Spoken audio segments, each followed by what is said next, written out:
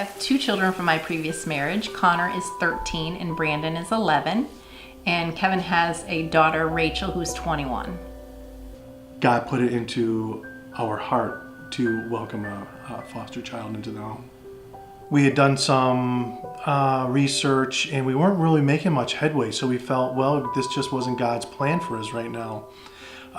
So then about a year later, things kind of started falling into place. We had friends who had been fostering through LCFS, and so we started making phone calls, and before you know it, we were signed up for classes. Our licensing agent came to visit us, and I told Jill, I said, when she comes here, I know she's going to ask us to take a child right away. So she started telling us Brayden's story.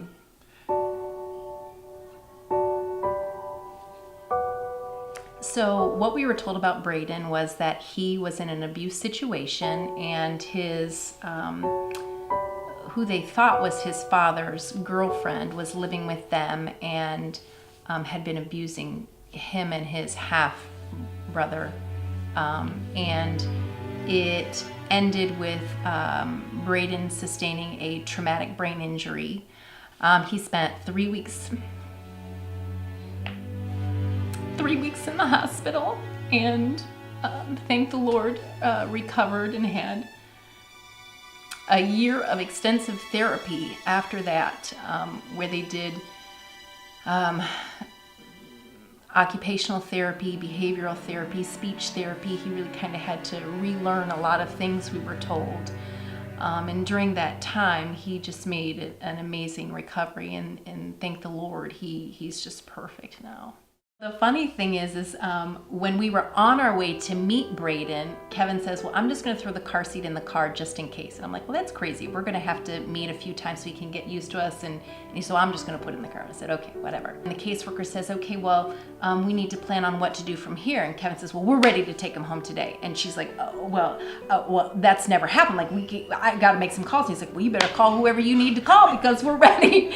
And so she's like, oh, okay. So they made a bunch of calls, and they said, okay, we've gotten clearance. So, but I tell you, the services that Brayden got prior with all of his counseling that they were already involved with did an amazing job preparing him for what was going to happen, because he literally came right into our car and said bye and waved goodbye, and off he went with us and literally got into our house, and it was like he had lived there forever.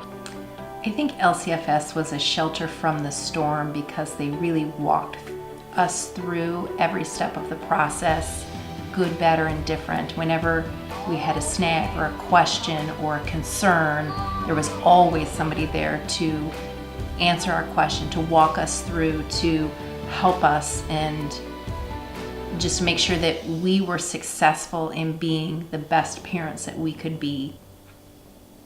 Thank you for Brayden.